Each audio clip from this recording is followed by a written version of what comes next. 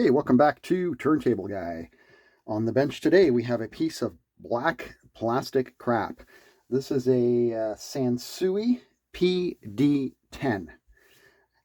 This would be the downfall of Sansui in the 1980s. The company was probably purchased out by somebody. It's a real crime because Sansui, as many audiophiles know, made some absolutely stunning audio equipment in the 70s. Particularly impressive were their integrated amplifiers, preamplifiers, receivers. They're very well loved. And I know there was cost cutting in the 80s, but this is not something that you want to put your name on. It's got the original Sansui logo, though. But yeah, this is the PD10. It's a direct drive, semi-automatic, so auto return. And I've seen some with buttons over here. This one has nothing. I wonder if this lights up when we turn it on. It's got a cut button and 33 and 45, and it is 100% plastic, and the base looks like it's a piece of cardboard. Real shame. I picked this up at Goodwill. It was sitting in the corner along with a couple of those, actually that Sony CDP570 I did, and another Technique CD player I picked up that day. Looks like it's got a cracked lid here. That's too bad. Yeah, so I picked those up for like 30 bucks. You know, I'm not sure, this won't sell as a beginner's turntable. I'm sure it sounds okay. It's just a shame to put the Sansui name and logo on something this cheap. But anyway, we're going to give it a quick once over and see how it works. So I guess the first thing we'll do is just, I'm not going to remove the head shell or the counterweight on this one. It's clamped. The stylus is broken right off. It has an original Sansui SC80 cartridge on it, probably manufactured by Audio-Technica. But the stylus looks a little different. Shape-wise, it looks like an 1895. But I'm not sure if an 1895 stylus would fit that or not. Anyway, I'm probably going to have to put a cartridge on it. The platter mat is almost like paper rubber. It's so thin. And I'm sure the platter is no better. Wow. Yeah. Church bell. Very cheap. Very lightweight. Is there a date on this thing? Let's see one. Yeah, so here's your audio return mechanism. You can feel it's a direct drive motor. Here's your cut. I don't know if you can see that. That's how the cut operates. Take off our 45. Will that fall? It'll probably stay. I'll just leave it there. Screw it. This one's going to be a quick flip. Oh, look at these feet. Oh, look, it was $10 at one point. Oh man, the base is so thin that it's kind of, I know you can't see it on video, but it's kind of warped. That's how cheap this is. Look at these feet. These are the most pathetic feet I have ever seen on a turntable. I've seen some Crosleys with better feet than this. This is terrible. Ugh. Awful. Let me, does it even have strain relief? Yeah, this is awful.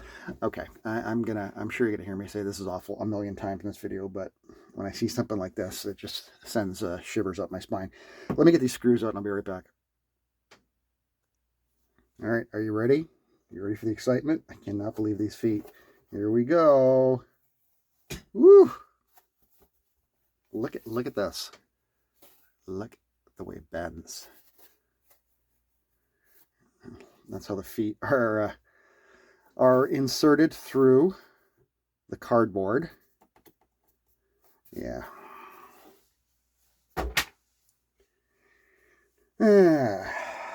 Like, I don't even enjoy working on this stuff. It's no fun. Surprisingly, the motor's heavy duty enough because it's direct drive. It seems well grounded. It is a hollow piece of plastic though. I mean, if this was your only turntable, you could possibly fill these empty cavities with some modeling clay just to absorb some of the resonance that this thing's obviously going to be affected by. And there's a whole bunch of capacitors in the front here, which is kind of interesting. Let's see, I got a date code here. Let me just turn it around. What do we got here? So it's pointing at just past, looks like the 10 mark, October 82 and 3. So I don't know, is it 82 or is it 83? It's definitely October. Okay, so I don't know, let's call it 83. 1983. Here's our strain reliefs over here.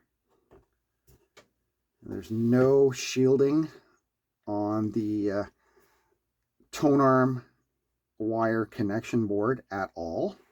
There's no shielding plate on the base plate, so this thing will probably hum if it's near an amplifier or any other kind of EMI RFI source.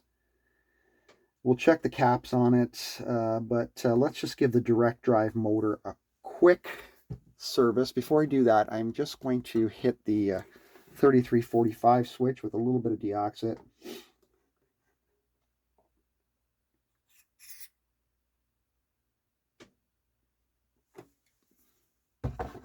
Just work that. There are no other controls on this thing. Here are the 33 and 45 speed adjustment pots. So this thing doesn't have a strobe, so you have to basically set the speed with these and hope that you're correct and hope that it doesn't drift. Alright, let's service that direct drive motor. Yeah, just these 3 screws looks like.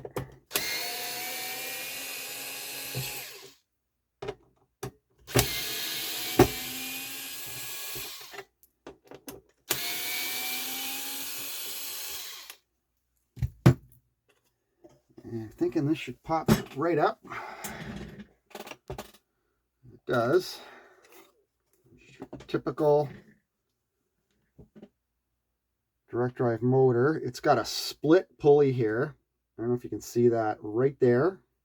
So what's going to happen eventually is this is either going to loosen and come off, or it's going to, once it comes around to the split section, it's going to make like a sound, and then you're going to see the tone arm jump on the way back. There's not a lot you can do about that. You can maybe fill it with a little bit of something, but it's just a matter of the plastic shrinking. I leave them alone unless they're really bad. Okay, this thing's filled with a grease. Looks like a, excuse my head, there's a ball bearing in there. It looks like some kind of graphite grease. So most graphite greases are okay. They seem to last much longer than greases like, you know, petroleum-based greases. But I still like to get them out of there. I don't like greases in a bearing. As you can see, most of the grease just migrates to the middle part of the shaft, and it doesn't do anything. It doesn't go where it needs to protect the spindle.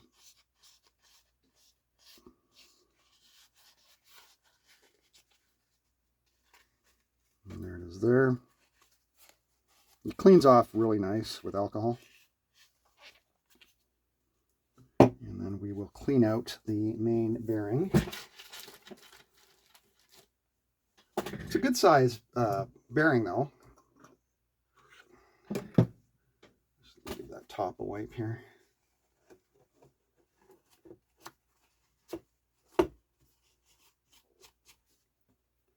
And we'll just clean that out with a little IPA as well.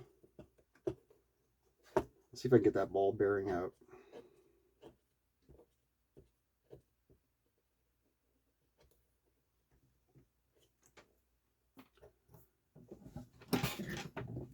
Magnetize my screwdriver. This is a neat little tool. I don't know if I've shown it before. It's just a screwdriver, magnetizer, and demagnetizer. And you can use it for just about anything that you need to magnetize.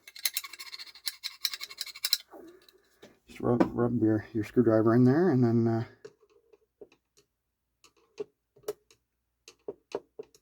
nope, I don't want to come out. Sometimes they're stuck with the grease. Is that plastic? The hell? Well, no wonder it's not coming out, because it looks like, oh, my head's not in the way. It looks like a plastic ball bearing. I wonder if I can shake it out.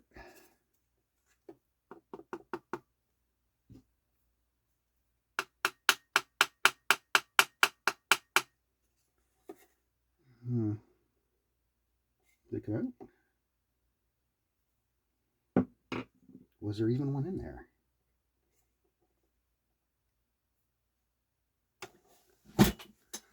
This is the ball bearing for the auto return. Am I going nuts here? Let's put this back in there for a second. Oh, here's the, see how this is moving? That's the result of the crack. So that's unfortunate. It doesn't move that much, but it's going to get worse with time.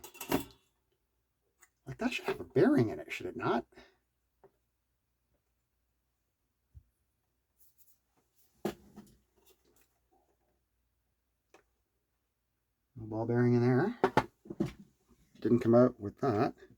It's not on the end of my screwdriver.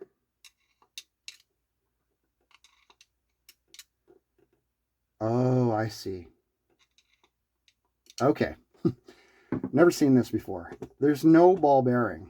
The thrust plate here is it's rounded at the bottom to act like a bearing. Wow, is that ever cheap? So you can't even put a ball bearing in there because there's no indent. It's the other way, to act like a ball bearing. Yeah. I have never seen that.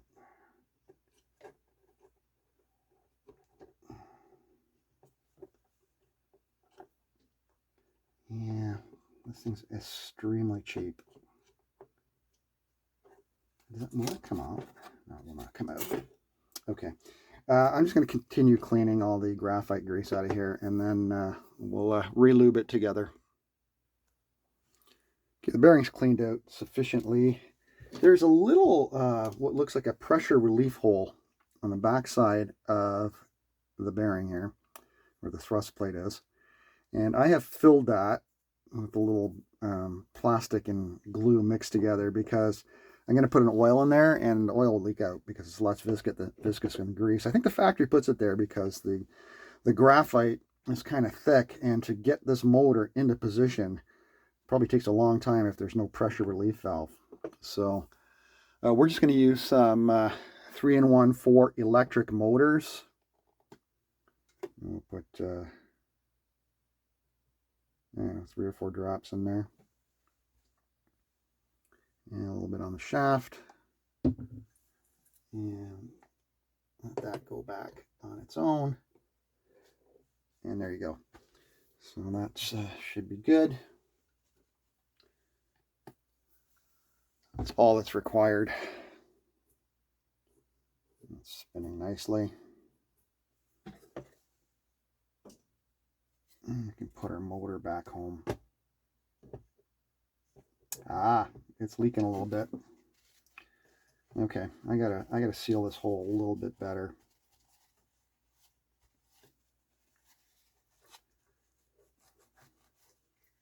Okay, I gotta figure something out here.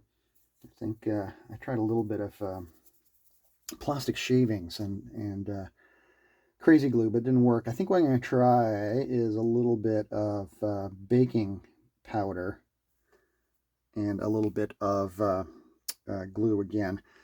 And I have to clean it off with alcohol. Just, I'll be right back. I ended up using a little bit of clear plastic and gluing that down. And it sealed up the hole nicely. It shouldn't move. there's no pressure pushing on it now.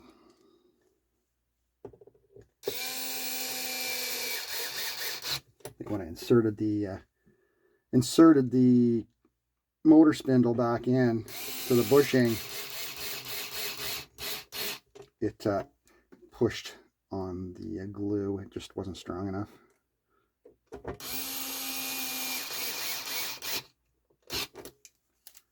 All right, I checked these caps, and none of them are leaking, which is a good sign. All the other greases and oils under here are graphite, so they're fine. Really, that's all there is for this one. Just let me get the base back on, and we'll flip it over. This is funny. The bottom had a $10 sticker. The side has a $15 sticker. It keeps getting more expensive. Oh man, I don't know if I would pay $15 for this. But it's going to get sold, and I bet you, just because it has the Sansui name, I bet you somebody pay $100 for this thing. That's probably what it's going to sell for.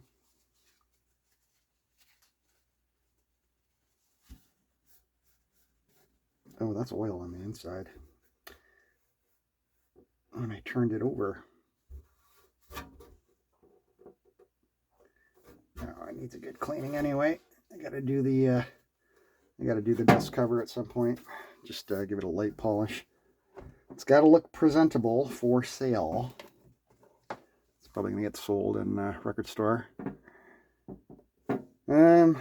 So that's pretty much it. This is not an exciting one by any means, but I like to document them because somebody might have this turntable or found it at a thrift store and wants to know, what can I do to service this thing?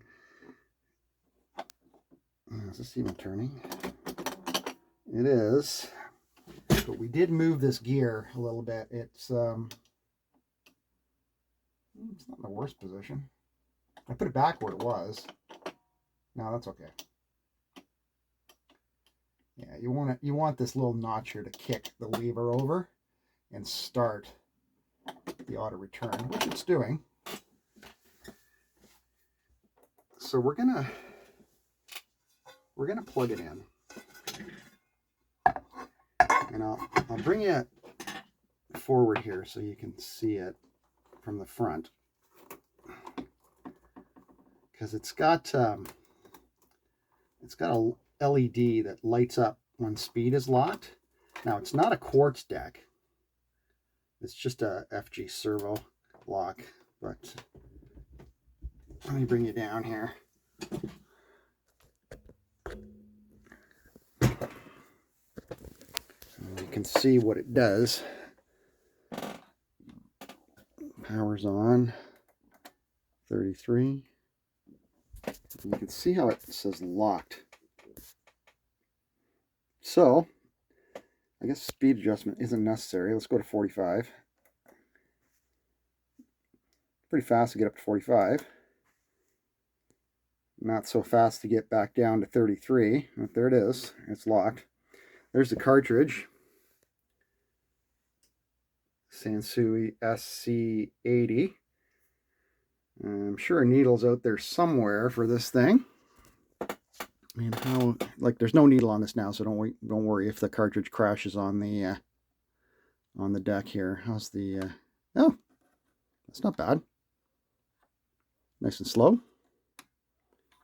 So let's just bring that over.